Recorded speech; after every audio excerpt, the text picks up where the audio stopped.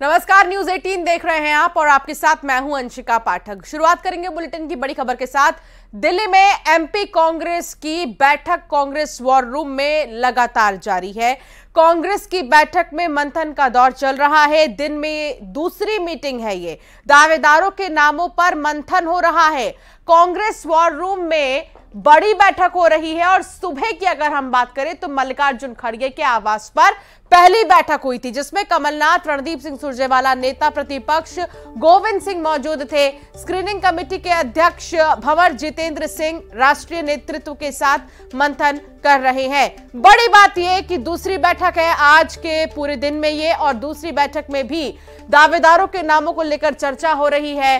कमलनाथ, सुरजेवाला इस बैठक में मौजूद है। भंवर जितेंद्र सिंह भी इस मीटिंग में शामिल है और कांग्रेस को लेकर इसमें चर्चा हो रही है। मध्य प्रदेश में दावेदारों को लेकर बातचीत हो रही है, क्योंकि छत्तीसगढ़ की अगर हम बात करें तो छत्तीसगढ़ में महज 7 उम्मीदवार ऐसे हैं जिनके नामों का ऐलान कांग्रेस ने नहीं किया है, लेकिन मध्य प्रदेश के बहुत से उम्मीदवार अभी भी बाकी हैं जिनके नामों का ऐलान करना बाकी है। 144 उम्मीदवारों के नामों का ऐलान कांग्रेस ने अपने पहली सूची में किया था, लेकिन आने वाली सूची में और भी कई ऐसे कैंडिडेट्स शामिल हो सकते हैं, जिसको लेकर कांग्रेस वॉर रूम में मंथन का सिलसिला लगातार जारी है।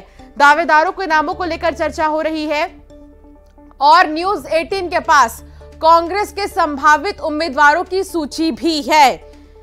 यह भी आपको बता दें कि कांग्रेस के जो संभावित उम्मीदवार हैं वो कौन होंगे। संभावित उम्मीदवारों की सूची आपको बताएंगे, लेकिन उससे पहले यह समझ लीजिए कि यह दूसरी मीटिंग कई मायनों में खास है। पहली चीज तो मध्य प्रदेश में चुनावों को लेकर कांग्रेस की तरफ से दमदार सूची तैयार की जा रही है।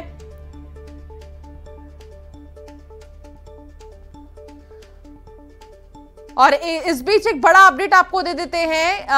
मौजूदा समय में वॉर रूम में जो मीटिंग चल रही है वो खत्म हो चुकी है और ऐसे में गोविंद सिंह मीटिंग से निकल चुके हैं। अशरफ काजमी ज्यादा जानकारी के साथ जुड़ गए हैं हमारे साथ। अशरफ, मीटिंग से गोविंद सिंह तो निकल गए हैं, लेकिन अंदर खाने में क्या बातचीत हुई, इसको लेकर आपके पास क्या जानकारी?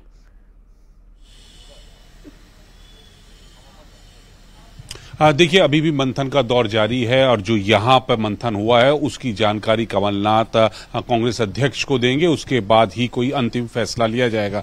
जो सूत्र बता रहे हैं वो यही कि जो आखिर की करीब 1 दर्जन सीटें थी उसको लेकर मंथन चल रहा था और उस पर एक राय बनाने की कोशिश की जा रही थी कि पैनल जो अलग अलग सीटों पर बने हैं वो खत्म हो जाए और एक एक उम्मीदवार ही बचे, यानी हर सीट पर एक उम्मीदवार पैनल वो खत्म करना चाहते हैं। तो उसी की कवायद ये पिछले 2 घंटे यहां चल रही थी और अभी अभी पूर्व मुख्यमंत्री दिग्विजय सिंह और नेता प्रतिपक्ष गोविंद सिंह यहां से रवाना हो चुके हैं, जबकि कमलनाथ अंदर हैं, रणदीप सिंह सुरजेवाला अंदर हैं, भंवर जितेंद्र सिंह अंदर हैं। तो वो लोग अभी बैठे हैं, मीटिंग चल रही है। सिर्फ गोविंद सिंह और दिग्विजय सिंह बैठक से रवाना हुए हैं। अशरफ, बात अगर पहली सूची की करें तो 144 उम्मीदवारों के नामों का ऐलान कांग्रेस ने किया, तो क्या इस बार भी इसी तरह भारी भरकम लिस्ट हम देखेंगे जिसमें कि ज्यादा से ज्यादा उम्मीदवारों के नामों का ऐलान हो सकता है और इसीलिए भी ताबड़तोड़ बैठकें हो रही है?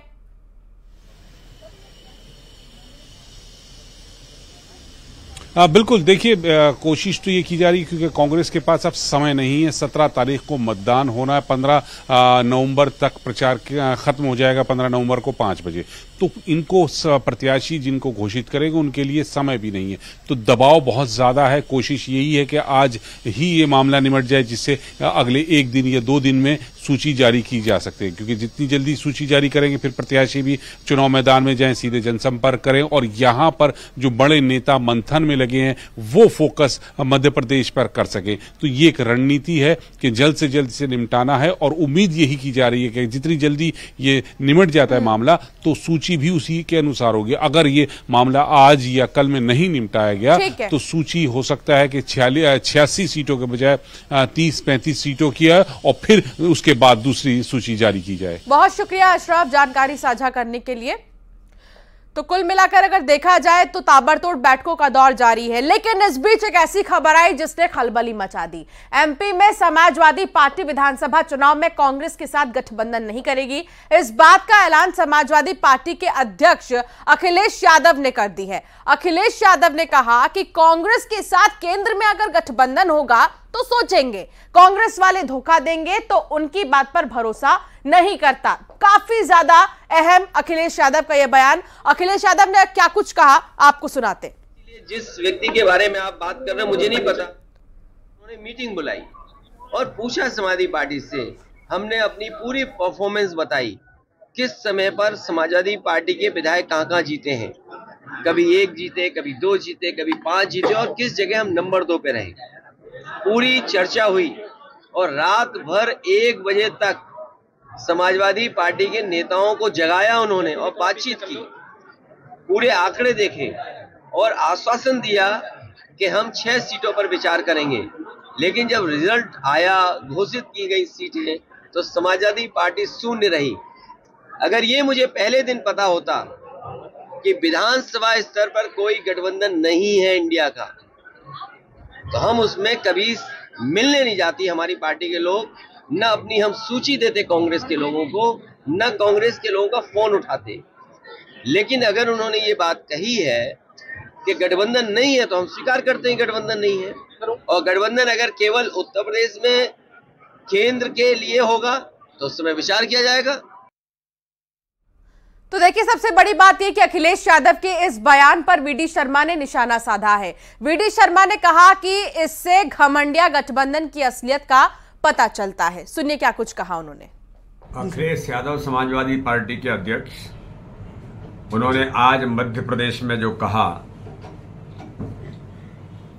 और उस घमंडिया गठबंधन के बारे में कहा कि मध्य प्रदेश के अंदर कांग्रेस की कोई औकात नहीं है, ये कांग्रेस के वास्तविक स्वरूप को उन्होंने उन्हीं के इंडी गठबंधन के जो लोग हैं उस कांग्रेस के बारे में समाजवादी पार्टी के राष्ट्रीय अध्यक्ष का यह बयान आना और कांग्रेस के इन चुरकुट नेताओं का शब्द उपयोग करना कि ऐसे चुरकुट नेताओं से मैं बात नहीं करता, ये वास्तव में ही इनके वास्तविक स्वरूप को दिखाता है कि मध्य प्रदेश के अंदर कांग्रेस के हालात क्या है। इन्हीं के गठबंधन के प्रमुख किरदार अखिलेश यादव कांग्रेस के बारे में कह रहे हैं। राहुल गांधी को, प्रियंका गांधी को और श्रीमान कमलनाथ और दिग्विजय सिंह को आईना दिखाने का काम अखिलेश यादव ने मध्य प्रदेश के अंदर किया है। सुना आपने वीडी शर्मा को। मौका मिलते ही विपक्ष को घेर लिया बीजेपी ने। तो समाजवादी पार्टी के अध्यक्ष अखिलेश यादव के बयान पर एमपी का सियासी पारा काफी ज्यादा हाई हो गया है। बीजेपी ने इसको लेकर इंडी गठबंधन पर हमला बोला है, तो वहीं कांग्रेस नेता रागिनी नायक का क्या कुछ कहना है आपको सुनाते हैं। देखिए, आज जिस गुस्से में समाजवादी पार्टी के मुखिया दिखे तो मुझे वो पंक्तियां याद आईं कि बड़े बेआबरू होके तेरे गूचे से हम निकले, और उनके मुंह से जो शब्द फूट रहे थे, धोखा कांग्रेसियों ने दिया, चिरकुट नेताओं से बात नहीं करनी और इनकी हैसियत क्या है, तो ये दिखाता है कि ये घमंडिया गठबंधन किस हाल में पहुंच चुका है। ये तार तार हो चुका है और मुझे लगता है कि इसे गठबंधन नहीं ठगबंधन कहना चाहिए, कि जो अपने सहयोगियों को ही ठग ले। अखिलेश यादव से सूचियां मंगाई गई और उसके बाद उनको बेरुखसत विदा कर दिया गया। ये दिखाता है कि घमंडिया गठबंधन का कोई अस्तित्व न पहले था न आज है। देखिए, कांग्रेस के राष्ट्रीय अध्यक्ष मल्लिकार्जुन खड़गे जी ने कई बार ये बात कही है। उन्होंने कहा है कि गांधी नेहरू की विचारधारा एक समावेशी विचारधारा, सर्वधर्म समभाव को मानने वाली एक प्रगतिशील विचारधारा के साथ जो भी दल, जो भी व्यक्ति जुड़ना चाहता है उसके लिए हमारे दरवाजे खुले हैं। और इंडिया जो गठबंधन के दल है उनके साथ समन्वय बनाने के लिए कांग्रेस पार्टी को कॉम्प्रोमाइज करने भी पड़े तो हम करें। और ये बात तो बिल्कुल सच है, इससे तो कोई मैं गुरेज नहीं कर सकती कि अंततः ये जो गठबंधन है ये 2024 के लोकसभा चुनाव के लिए है। और तमाम प्रदेशों के राजनीतिक समीकरण को देखते हुए अगर कहीं पर हम किसी गठबंधन के साथी के साथ हम प्रदेश में भी गठबंधन बना सकते हैं तो हम उसकी पूरी कोशिश करते हैं। इसीलिए राजनीति के लिए कहा जाता है कि ऊंट किस करवट ले ये कुछ भी नहीं पता, राजनीति कुछ इस तरह है। खैर, आगे बढ़ेंगे। भोपाल में सीएम शिवराज और वीडी शर्मा ने हाईटेक रथ को हरी झंडी दिखाकर रवाना कर दिया। बीजेपी प्रदेश में 50,000 रथ सभाएं करेगी और 1 करोड़ से भी ज्यादा लोगों तक संदेश पहुंचाने की तैयारी की गई है। पार्टी की माने तो रोज हर विधानसभा में 10-10 सभाएं करने की घोषणा की गई है, रणनीति बनाई गई है। और हाईटेक रथ आप तस्वीरों में देखिए, ये वही रथ है जिनको भारतीय जनता पार्टी जनता तक पहुंचाएगी और सरकार की योजनाओं से रूबरू करवाएगी। सबसे बड़ी बात ये कि बीजेपी ने प्रदेश में 50,000 रथ सभाओं को लेकर हरी झंडी दिखा दी है और आज भी कुछ रथों को रवाना किया गया। 1 करोड़ से भी ज्यादा लोगों तक संदेश पहुंचाने की तैयारी भारतीय जनता पार्टी की रहेगी। पार्टी की माने तो हर रोज हर विधानसभा में 10-10 सभाएं करने की रणनीति भी बनाई गई है।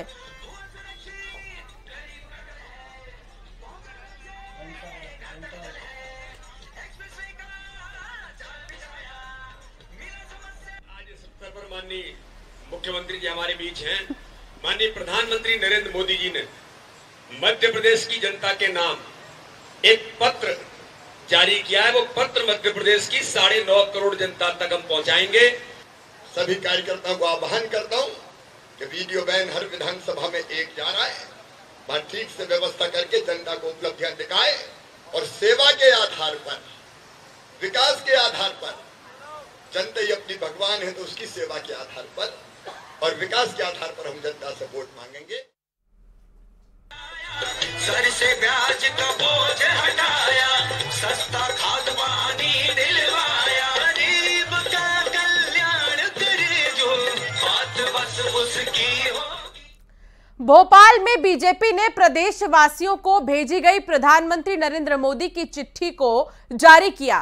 प्रदेश अध्यक्ष वीडी शर्मा ने चिट्ठी को जारी करते हुए कहा है कि एमपी के लोगों के लिए प्रधानमंत्री नरेंद्र मोदी की चिट्ठी आई है जो बताता है कि पीएम मोदी का एमपी की जनता से कितना स्नेह है। उनकी माने तो ये चिट्ठी 64,000 बूथ पर 9.5 करोड़ जनता के बीच पहुंचाया जाएगा। वीडी शर्मा की माने तो पीएम 9 साल में 35 बार एमपी आ चुके हैं और एमपी हमेशा पीएम मोदी के दिल में रहता है। कि चिट्ठी आई है और चिट्ठी आई है देश के दुनिया के सर्वाधिक लोकप्रिय नेता माननीय प्रधानमंत्री नरेंद्र मोदी जी की। नेहिल पत्र को माननीय प्रधानमंत्री नरेंद्र मोदी जी के भाव इस पत्र के माध्यम से 64,523 बूथों पर 5 करोड़ 60 लाख तो मतदाता हैं ही, लेकिन 9.5 करोड़ जनता तक इस पत्र के माध्यम से माननीय प्रधानमंत्री नरेंद्र मोदी जी की भावनाओं को हम पहुंचाने का काम करेंगे। ये तो इंदौर पहुंचे युवा मोर्चा के राष्ट्रीय अध्यक्ष तेजस्वी सूर्या ने दावा किया है कि 5 राज्यों में कांग्रेस चुनाव हारेगी। तेजस्वी सूर्या ने कहा है कि राहुल गांधी को जनता की नब्ज के बारे में ही नहीं पता। उन्होंने कहा कि फिलिस्तीन आतंकी संगठन है। आगे उन्होंने क्या कहा आपको सुनाते हैं।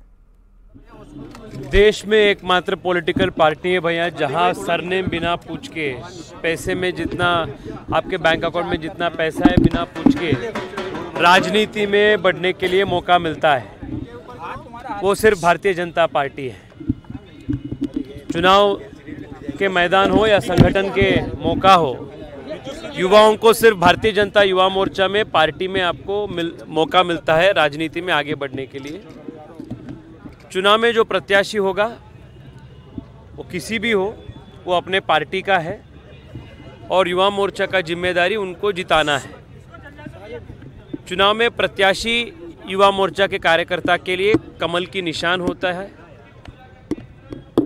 मोदी जी के किए हुए काम होता है और अपने विचारधारा होता है। इसी के लिए हम लड़ते हैं, इसी के लिए हम जीते, इसलिए के लिए हम चुनाव में हर प्रकार से प्रयास करते हैं।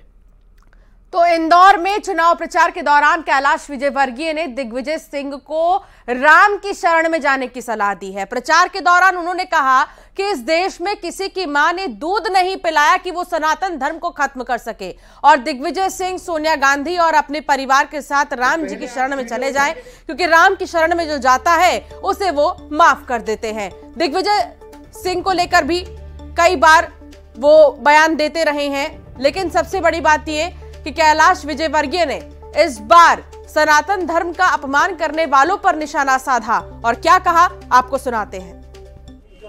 इस देश के अंदर किसी की मां ने दूध पिलाया है क्या कि सनातन धर्म खत्म हो जाए?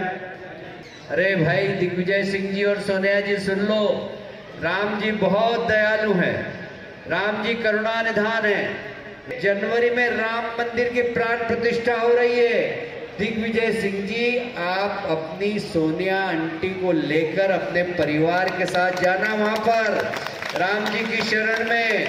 जिंदगी में जितने पाप किए आपने, हमारे राम जी इतने दयालु हैं कि सब माफ कर देंगे, क्योंकि जो राम जी की शरण में पहुंच जाता है वो राम जी का हो जाता है। इसलिए दिग्विजय सिंह जी, जवानी में आपने जो भी भूल करी हो, गलती करी हो, अपना बुढ़ापा सुधार लो। आपको याद होगा उज्जैन में कुछ दिन पहले तंत्र पूजा का एक वीडियो सामने आया जिसमें कमलनाथ की तस्वीर लगी हुई थी। अब उसी तंत्र मंत्र को लेकर मुख्यमंत्री शिवराज सिंह चौहान ने जमकर कांग्रेस पर निशाना साधा। सीएम ने कहा कि यह लोकतंत्र है, लोकतंत्र में उपासना जनता की होती है, शमशान घाट में पूजा करवाने वालों से कैसे भला होगा देश का। मुझे तकलीफ होती है, आश्चर्य होता है कि तांत्रिक क्रियाओं पर अगर जीतना है तो अपने कार्यों के आधार पर जीतो।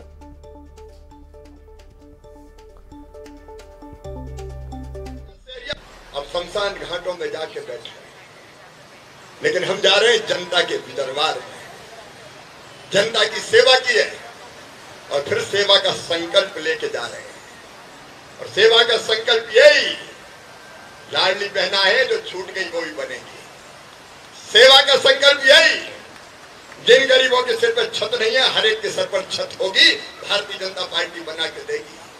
संकल्प यही कि हमारे बेटा बेटी किसी भी जाति और समाज के हो, अगर प्रतिभाशाली है तो मुख्यमंत्री मेधावी प्रोत्साहन योजना चलेगी और डॉक्टर इंजीनियर की फीस भी हम देंगे। गरीब का कल्याण। तो टीकमगढ़ से कांग्रेस उम्मीदवार यादवेंद्र सिंह बुंदेला के घर आज सीआईडी ने छापा मारा। यह भी बता दें कि असम में यादवेंद्र सिंह के बड़े बेटे शाश्वत सिंह बुंदेला पर कई धाराओं में मामला दर्ज है। इसी सिलसिले में असम की सीआईडी और स्थानीय पुलिस ने साथ में कार्रवाई की। पुलिस ने देवेंद्र सिंह के घर पर छापा मारा, दस्तावेज खंगाले और पूछताछ भी किया। छापेमारी करीब 4 घंटे तक चली। छापेमारी की इस घटना पर यादवेंद्र सिंह बुंदेला ने कहा कि ये बीजेपी की साजिश है, मेरे ऊपर एक भी मामला दर्ज नहीं है, फिर भी पूछताछ की जा रही है।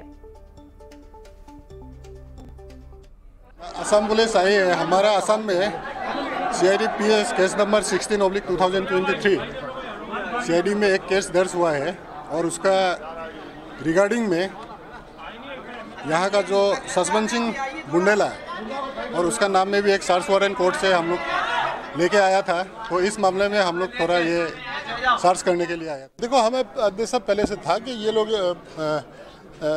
चुनाव में जिस तरीके से भारतीय जनता पार्टी वाले पूरे देश भर में कर रहे हैं, जो भी कांग्रेस के नेता होते हैं उनके ऊपर कहीं ना कहीं कार्रवाई करते हैं। और चलिए अब एक नजर इलेक्शन टॉप 10 पर नॉनस्टॉप अंदाज में। दिल्ली में एमपी पर कांग्रेस का मैराथन मंथन, दावेदारों के नामों पर हुई चर्चा। कमलनाथ, गोविंद सिंह समेत दिग्गज मौजूद। कल दिल्ली में बीजेपी सीईसी की बैठक, मध्य प्रदेश के उम्मीदवारों पर होगा मंथन, फाइनल हो सकती है लिस्ट। एमपी में सीट शेयरिंग को लेकर अखिलेश यादव का कांग्रेस पर बड़ा हमला, कहा कांग्रेस ने दिया धोखा, तोड़ा गठबंधन। उज्जैन में पूजा तंत्र करवाने पर सीएम शिवराज ने कांग्रेस को घेरा, कहा लोकतंत्र में जनता की होती है उपासना, शमशान घाट में पूजा करवाने वालों से कैसे होगा भला। श्योपुर में पूर्व दस्यु सीताराम आदिवासी का विरोध, पूर्व दस्यु रमेश सिंह सिकरवार ने सीताराम को बताया अनपढ़ अयोग्य, कहा सीताराम से उनके समाज के लोग नाराज हैं। चुनावी समर में उतरे बीजेपी के हाईटेक रथ, सीएम शिवराज और वीडी शर्मा ने किया रवाना। प्रदेश में होंगी 50,000 रथ से सभाएं, 1 करोड़ से ज्यादा लोगों तक संदेश पहुंचाने की तैयारी। सीएम शिवराज के लिए प्रचार में जुटे पत्नी और बेटा साधना सिंह और कार्तिकेय सिंह ने किया भैरुंदा में चुनावी कार्यालय का शुभारंभ। खेड़ापति हनुमान मंदिर में भी की पूजा अर्चना। कैलाश विजयवर्गीय ने दी दिग्विजय सिंह को सलाह, कहा इस देश में किसी की मां ने दूध नहीं पिलाया कि वो सनातन धर्म को खत्म कर सके। दिग्विजय अपनी सोनिया आंटी को लेकर राम जी की शरण में जाएं। टीकमगढ़ में कांग्रेस प्रत्याशी के घर पुलिस का छापा, यादवेंद्र सिंह के घर पहुंची असम पुलिस के अधिकारी। छापेमारी की वजह अभी साफ नहीं। खतरे में पड़े सिंधिया समर्थक मंत्रियों के टिकट, महेंद्र सिंह सिसोदिया, सुरेश सुधाकर, ब्रिजेंद्र सिंह यादव और ओपीएस भदौरिया पर नहीं फैसला। बीजेपी की 4 लिस्ट में अभी तक इनके नामों पर सस्पेंस। और फिलहाल बुलेटिन में इतना ही, आगे भी खबरें जारी रहेंगी, आप बने रहिए हमारे साथ। काका और बाबा की जोड़ी ने पिछली बार इतिहास रचा था, क्या ये इतिहास फिर से आप दोहराएंगे? पिछली बार हम लोग जय वीरों की जोड़ी के रूप में, इस बार काका बाबा के रूप में है। जातिगत जनगणना का मुद्दा आपने क्यों उठाया? आप इसमें कितना फायदा देख रहे हैं? सत्ता में आए तो कराएंगे जातिगत जनगणना? हाँ, ये घोषणा हो चुकी है। बीजेपी बड़ा मुद्दा बना रही है शराब घोटाले को लेकर, खूब हल्ला है इसे लेकर, सच क्या है? आप जनता को क्या बताना चाहिए? कुछ गड़बड़ी है तो कार्रवाई करें। धर्म परिवर्तन का मुद्दा भी जोर पकड़ रहा है, आपकी सरकार पर इसको लेकर काफी घेर रही है बीजेपी। धर्म परिवर्तन की बात नहीं है, धर्म परिवर्तन हो भी नहीं रहा है, बल्कि धर्म परिवर्तन की बात कहीं ज्यादा बीजेपी के शासनकाल में उठती थी और हो भी रहा था। खुद का आकलन कैसे करते हैं? लगभग 70%, तो 7 आउट ऑफ 10 में।